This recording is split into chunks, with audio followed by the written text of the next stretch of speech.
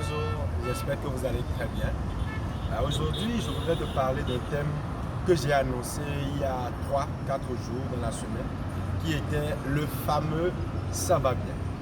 En vérité, lorsque vous saluez quelqu'un, que ce soit dans la rue, que ce soit au bureau, que ce soit en famille ou à l'église, la réponse habituelle que nous donnons, c'est de dire «ça va bien».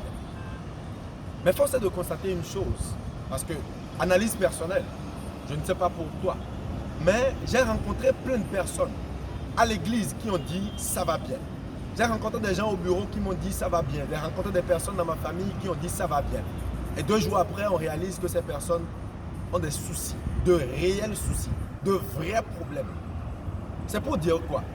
En vérité, dire ça va bien, lorsque vous posez la question à quelqu'un comment tu vas, c'est juste un discours. Ce n'est qu'une phrase que nous disons par habitude.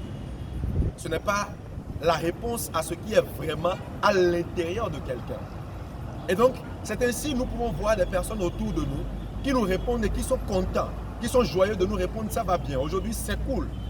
Mais qui en réalité ne vont pas du tout bien. Qui au fond d'eux vont au très mal. C'est des personnes qui dépriment carrément. C'est des personnes qui sont au dernier niveau. C'est des personnes qui ont supporté le poids d'une charge qui pèse tellement sur eux, mais qui continuent à tenir ce discours-là, ça va bien. Je peux prendre l'exemple de beaucoup de personnes. Je prends l'exemple de Arafat, que nous connaissons tous. Certains vont dire qu'il poussait des cris d'au secours il y a longtemps, qu'il disait venez à mon secours il y a très longtemps.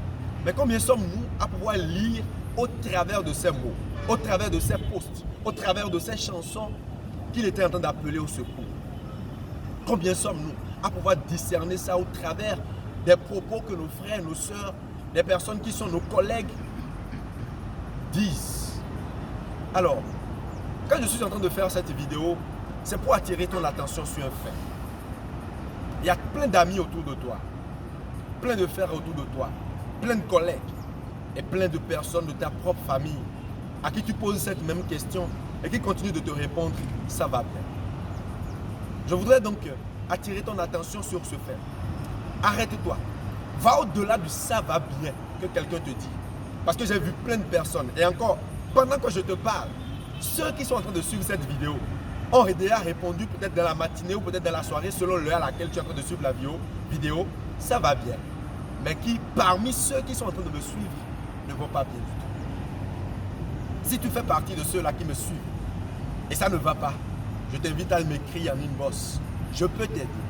Le simple fait de pouvoir t'écouter simplement, que tu exprimes le problème que tu as, que tu exprimes la difficulté que tu as, que tu exprimes ce qui pèse sur toi, va t'alléger, va te soulager.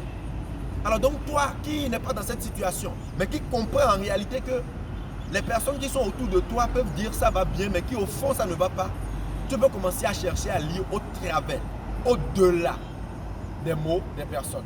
Tu peux commencer à lire au-delà de ce que la personne dit. Et je vais te donner 2-3 astuces rapidement pour commencer à discerner les personnes qui ne vont pas bien mais qui continuent quand même de dire ça va.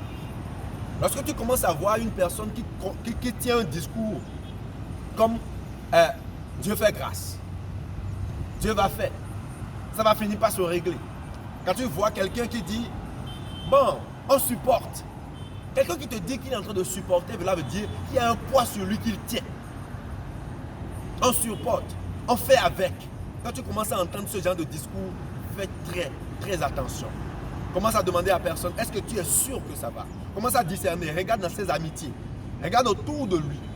Regarde les personnes qui sont, commence à te rapprocher en quelque sorte de lui parce que, écoutez, les personnes qui se suicident envoient toujours des messages.